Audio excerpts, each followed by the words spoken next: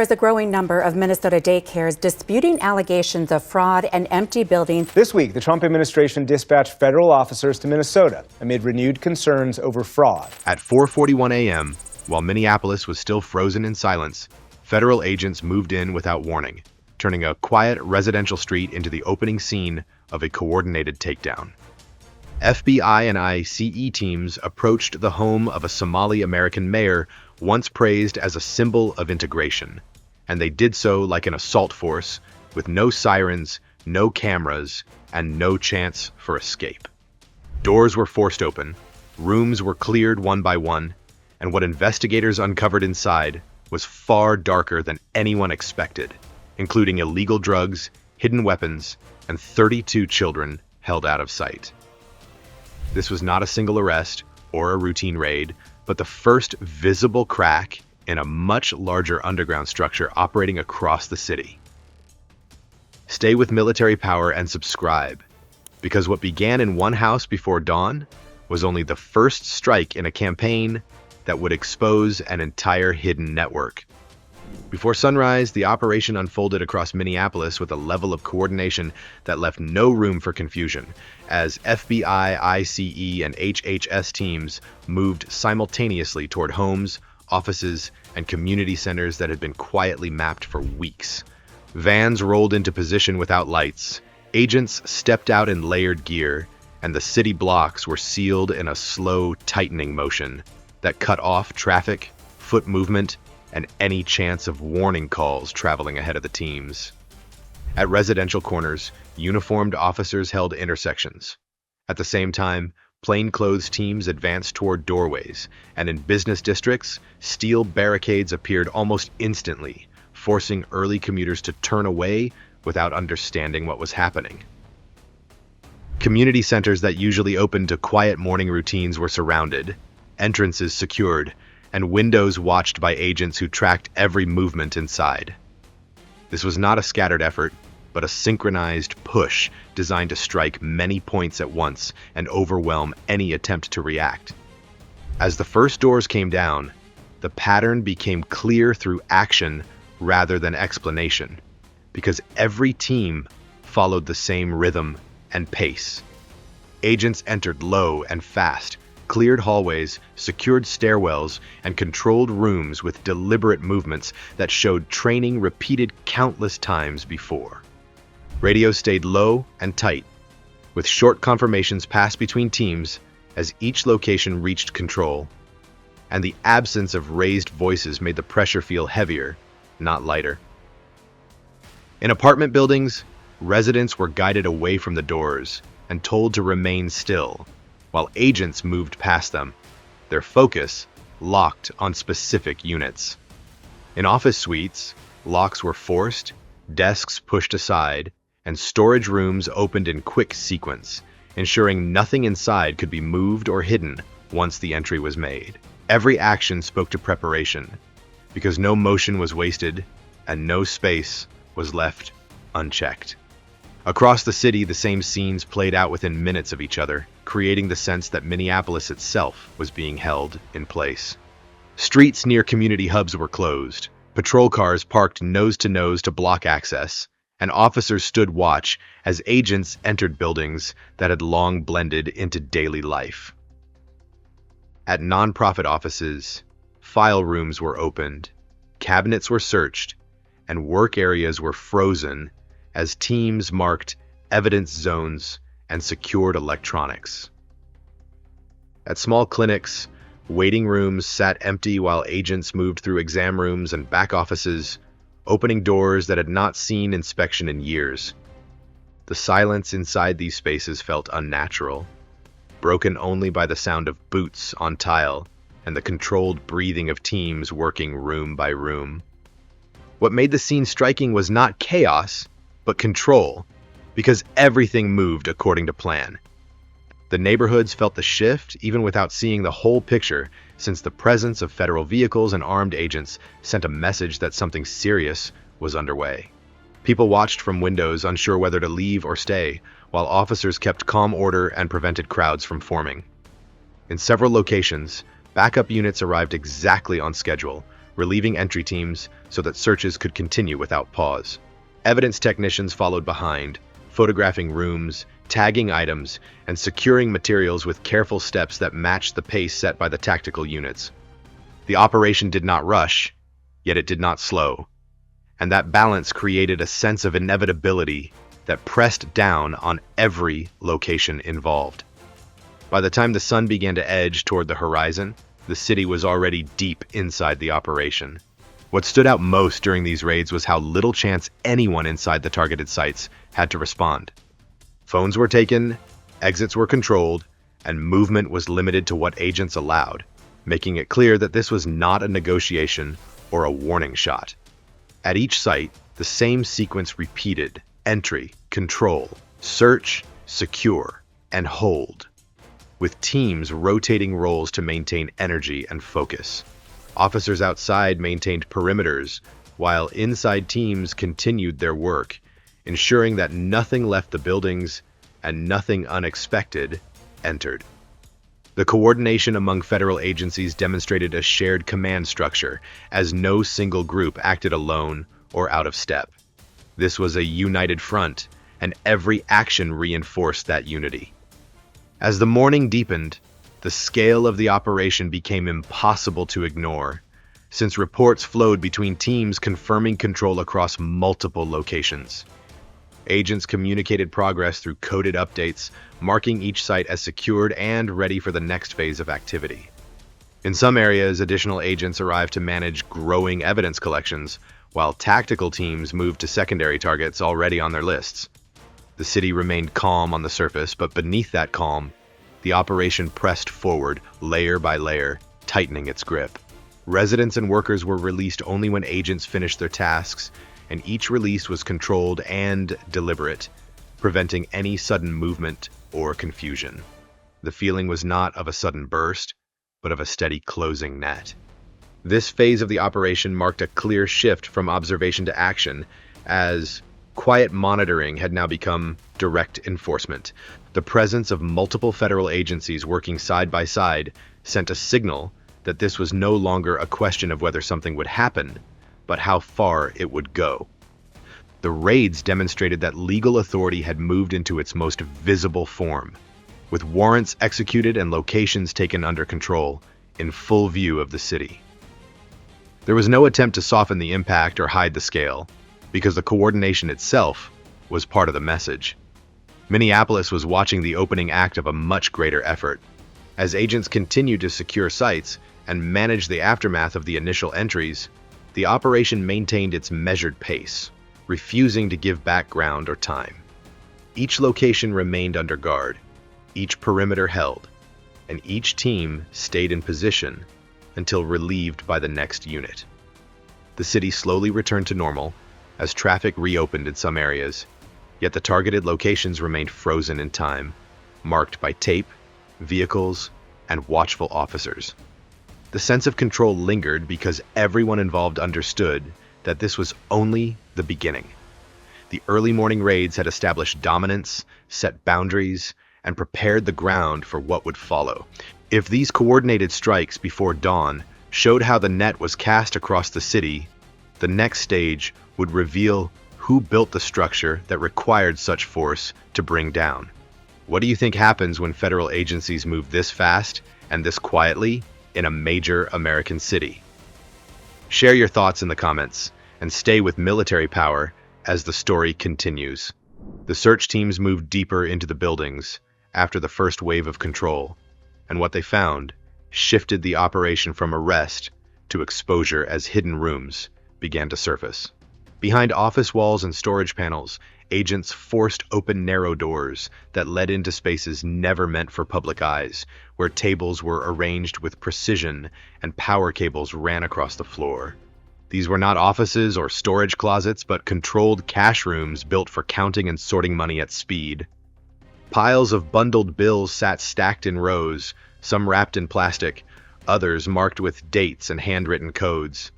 Industrial counting machines lined the tables, their trays still warm, showing that the money had been handled shortly before the raids began. Agents moved through these rooms with slow caution, clearing corners, photographing surfaces and separating stacks into measured piles. The machines were unplugged and opened, revealing fine dust from paper money inside the gears, a sign of constant use over long periods. Ledgers were pulled from drawers, each page filled with numbers that tracked movement rather than service, and every line pointed away from local needs. What stood out was the volume, because this was not spare cash held for emergencies, but reserves large enough to support an operation running every day. Welfare funds meant to stay inside the country had been gathered here, compressed into bricks of paper ready to move. Nearby offices revealed the next layer as laptops and hard drives were taken and powered down for transfer. Screens showed spreadsheets linked to accounts far beyond state lines, with routing paths that crossed oceans and returned without delay. Bank records connected local withdrawals to offshore accounts, each transfer timed to avoid attention and spread across multiple institutions. Agents carefully marked these connections, following the flow as it moved from community programs to distant financial centers. The pattern was clear through action alone, because the money never rested, and every step was designed to hide its origin. Domestic fraud had become international laundering, and the evidence lay open on the tables. As teams secured these financial hubs, another set of agents pushed toward industrial districts, where addresses led to large warehouses listed under humanitarian names. The buildings looked ordinary from the outside, with faded signs and loading docks worn by years of deliveries. Doors were breached with controlled force, and the air inside carried a sharp chemical edge that did not match any food or relief supplies. Pallets filled the space, stacked with sacks labeled for aid, each marked with clean logos and printed promises. Agents cut into the bags, and the truth spilled out in sealed bricks packed tightly within, revealing fentanyl hidden beneath layers of disguise. The warehouse floor became a grid of evidence zones as teams opened crate after crate, each one repeating the same deception. The drugs were wrapped for transport, stamped with symbols known to belong to Mexican cartels, and prepared for distribution beyond the city. This was not storage by chance, but a transfer point where illegal product rested briefly before moving again. Vehicles listed for charity work sat parked nearby, their compartments modified to carry weight without drawing attention. The chain closed in front of the agents, showing how money stolen at home was used to buy poison abroad, only to send it back into American streets. Movement through the warehouse continued with care as agents traced paths between packaging areas and office spaces. Phones recovered from desks carried contact lists that pointed south, linking handlers to cartel intermediaries who controlled supply routes. Shipping logs showed regular schedules, and fuel receipts marked long drives timed to avoid inspection. The scene carried the quiet discipline of organized crime, with nothing rushed and nothing left to chance. This was a system built on repetition and trust between criminal partners, and breaking one point exposed the rest. Below the warehouse floor, another discovery waited behind reinforced doors, where ventilation was poor and light barely reached. Agents entered these rooms slowly, weapons lowered but ready, and found people instead of products. Men and women stood or sat along the walls, their movements limited and their eyes fixed on the floor.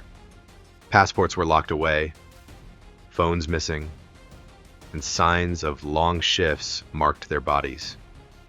These were migrants pulled into the network under false promises, now held by debt and fear rather than chains.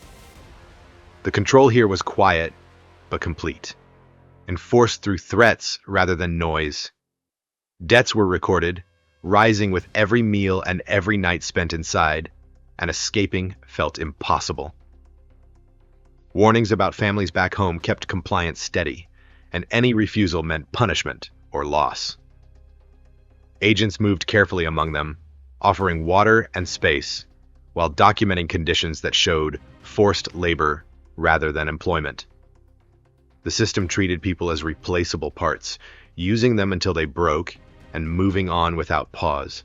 As teams worked to secure the area, the scale of exploitation became clear through files and lists found nearby.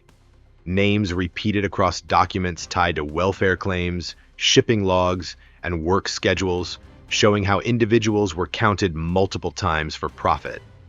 These people had been turned into numbers, used to justify payments, move goods, and absorb risk. The operation fed on vulnerability, blending legal status with criminal demand in a way that left victims trapped inside both. Every action taken by agents here peeled back another layer of that design. Throughout the day, evidence moved from these sites into custody, and the connection between cash rooms, drug warehouses, and human control tightened. Each location reinforced the others, forming a loop that sustained itself through stolen funds and controlled labor. The raids did not just interrupt this loop, but exposed its structure in full view. What began as financial theft had evolved into an organized drug movement and forced work, bound together by planning and protection. As agents sealed the final rooms and prepared for the next phase, the message was unmistakable, because this network had extended far beyond local crime.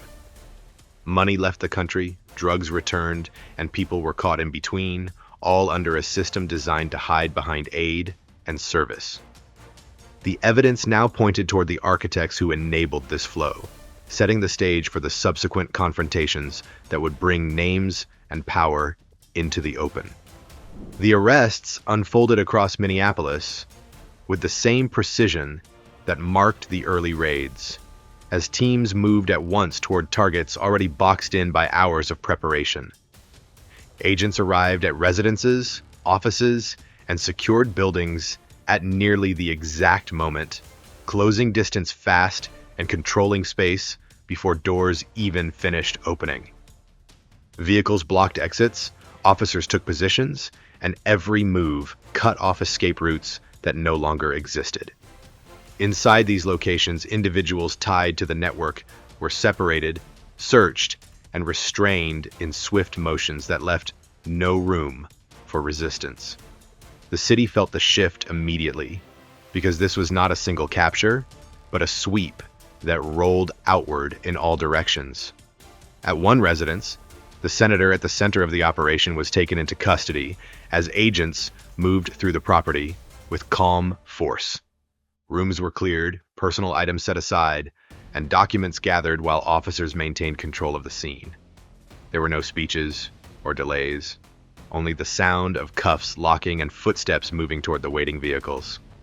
Nearby, associates faced the same outcome as teams entered offices and meeting spaces where decisions had once been made in quiet confidence. Phones were taken, bags were searched, and names were confirmed against lists prepared long before the sun came up. Power shifted hands in minutes, not through debate, but through action. Across the city, the pattern repeated as teams hit secondary targets linked to the same structure. Nonprofit offices, private apartments, and business locations were entered and secured, each one adding another piece to the collapse. Agents moved through these spaces with a clear purpose, collecting records, seizing cash, and removing computers that once controlled money and movement. In some locations, safes were opened under supervision, revealing stacks of currency and sealed folders that had not been meant to see the light of day. Every item taken was logged and moved, tightening the circle around those who had relied on secrecy. The speed of the arrests left little chance for coordination among those targeted, because communications had already been cut. Vehicles carrying detainees departed one after another, escorted through streets that remained calm but tense. Officers held positions as evidence teams worked behind them, gathering files that mapped influence and control. The sense of order never broke, because each team knew its role and executed it without hesitation. Within hours, names that once carried authority were reduced to entries on arrest sheets, and the weight of the system they built collapsed inward. As the arrests concluded, the scale of what had been taken became clear through on-the-ground action. Tables filled with seized documents, boxes of electronics, and counted cash were moved into secure transport. Agents coordinated transfers, ensuring that nothing was left behind or misplaced. The physical removal of these materials felt like dismantling a machine piece by piece, because each item represented a function that no longer worked. Power that had been spread across offices and accounts was now concentrated under federal control. While detention operations continued, another wave of activity followed, focused on locking down the pathways that enabled the network to grow. Federal teams shifted toward administrative centers where policies and oversight lived, applying pressure through enforcement rather than words. Systems were flagged, accounts frozen, and processes halted as inspectors stepped in with warrants in hand. Medicaid payment channels came under immediate scrutiny, with verification steps tightened and automated flows slowed to prevent further loss. The action signaled that money would no longer move without eyes on every step. Nonprofit oversight changed just as fast as registration records were reviewed and site inspections expanded. Offices that once operated without visits now faced direct checks, and compliance became a requirement rather than a suggestion. Agents and inspectors moved together, closing gaps that had allowed empty rooms to claim complete services. These actions were not symbolic, but practical, cutting off access points that had fed the system. Each inspection reduced space for abuse, turning attention into a constant presence rather than a rare event. Immigration enforcement followed with the same direct approach, focusing on those who had used false status and fraudulent claims to shield criminal activity. Federal units coordinated removals and reviews, separating victims from organizers and restoring order through controlled action. Processing centers filled as cases moved forward, and each step reinforced the idea that exploitation would no longer hide behind paperwork. The response spread beyond Minneapolis as agencies shared methods and data to prevent the same patterns from reappearing elsewhere. Action replaced tolerance, and the shift was immediate. Throughout these steps, the response carried a clear message shown through movement rather than statements. This was not about one person or one office, but about shutting down a structure that had grown through neglect. Every arrest, seizure, and inspection added pressure, collapsing layers that once protected the network. The city adjusted as the system reset, and the visible presence of enforcement made the change impossible to ignore. Order returned not through promises, but through consistent control applied across every level. As the final detainees were processed and the last evidence loads moved out, the operation reached a pause that felt temporary rather than complete. What had fallen in a single day revealed how much more remained to be addressed beyond city limits. As the raids ended and the arrests were completed, the picture left behind was not one of relief, but of unease. What was uncovered in Minneapolis showed how fraud, drugs, and political protection can merge into a single system that survives quietly for years. Public money meant for social support was drained through fake structures, then pushed through hidden channels that led far beyond the city. That money did not stay overseas. It returned in another form, feeding drug distribution, organized crime, and street-level damage that ordinary people pay for every day.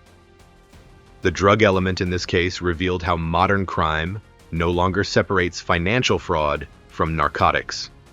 Welfare money became working capital, offshore accounts became bridges, fentanyl became the final product.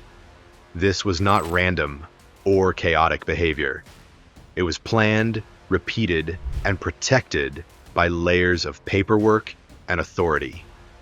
When agents stepped into cash rooms, warehouses, and holding areas, they were not just stopping crimes. They were cutting through a system designed to look legal while causing real harm. Politics played a quiet but influential role. Positions of influence created distance from scrutiny, and oversight weakened where it should have been strongest. Inspections slowed. Questions stopped. That silence allowed the network to grow until it touched everything from social programs to international supply routes. What made this case disturbing was not only how much was stolen, but how easily the system adjusted to avoid attention. No gunfire was needed to protect it, only access, trust, and delay. This is why the story cannot stop with Minneapolis. The tools used here exist in many places. Automated payment systems, nonprofit structures, and weak enforcement are not unique conditions. If one network could operate at this scale for so long, others may still be active under different names and in various cities.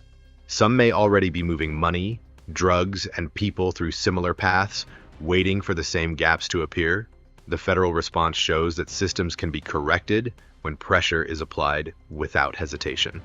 Tighter Medicaid checks, stronger nonprofit oversight, and coordinated immigration enforcement are not symbolic actions.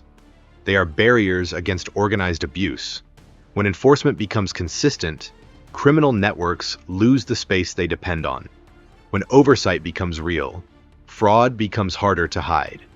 Still, one question remains. How many similar systems have not yet been exposed? How many are operating quietly right now, protected by paperwork and silence? Minneapolis was not the end of this story. It was a warning. If you want to follow investigations like this and understand how these hidden systems are uncovered, subscribe to Military Power and share your thoughts in the comments. How many networks like this do you believe are still out there waiting to be found?